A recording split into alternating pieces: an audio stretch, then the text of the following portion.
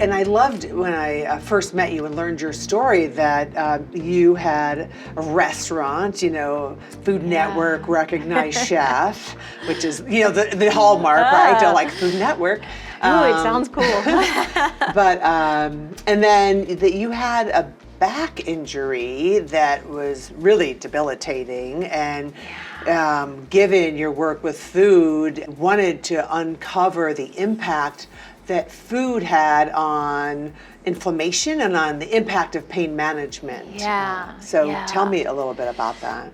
It's interesting. I distill it down to saying it was back pain because it's easy. It was years of mistreating my body, and I loved to burn the candle at both ends. I was that person who would get up and go to 6 a.m. yoga, and I'd still be out at night at midnight, closing down the bars with your buddies because you wanted to be everything to everybody.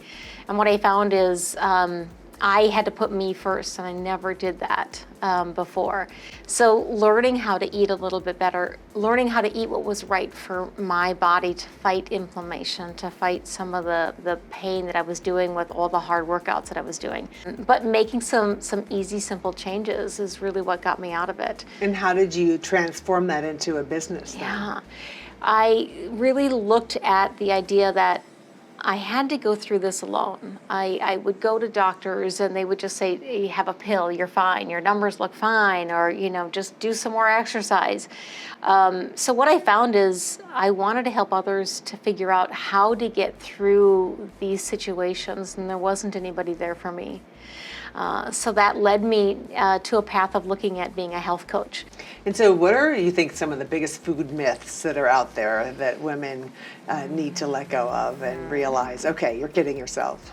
I think when it comes to food myths, it's confusing when you look at the internet because every single week or every single month there's a new diet that everyone should follow. Should I be doing paleo? Should I be doing keto? Am I supposed to be intermittent fasting? Am I doing this? I think when we look at the internet, it's like drinking out of a fire hose, right? There's just so much coming at us, and what we gravitate to is who speaks the loudest and who's got the greatest book and which star did that. I think the first thing is teaching people to actually listen to your own body. Get in touch with your own body. It's sending you signals all the time.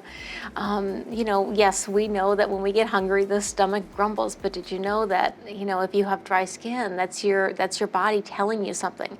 If you're not sleeping through the night, it's your body telling you something.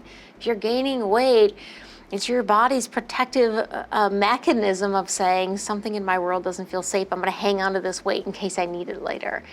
Your body's always telling you things. So I think number one is get in tune and get in touch with your own body, because every diet that's out there, it doesn't work for everybody. No one diet, and it's really more about finding the way that you can live in a long-term situation rather than what am I going to do for 2 weeks or for a month.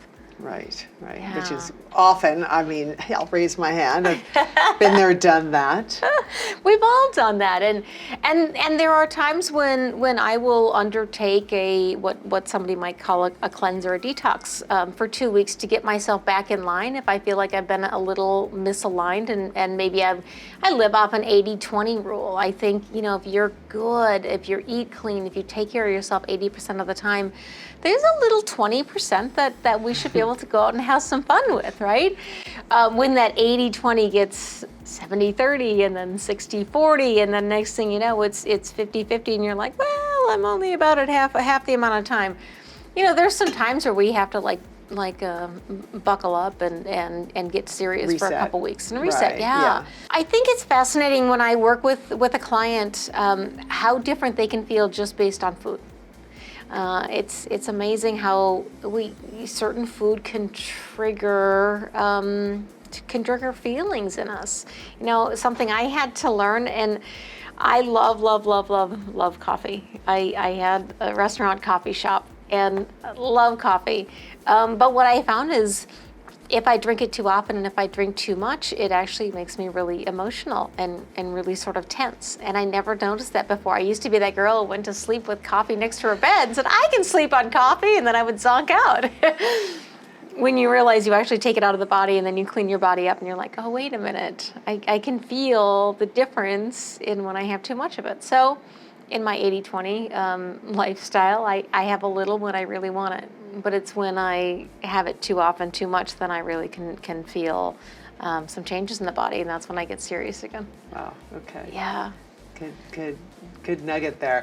So one more question. What inspires you to keep doing what you're doing?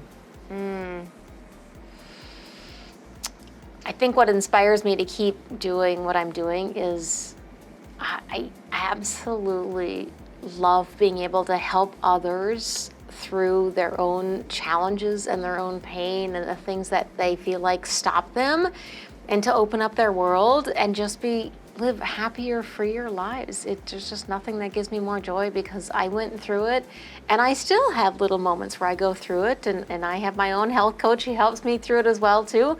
So I think it's literally, it sounds cliche, but it's literally helping others and seeing them be happy.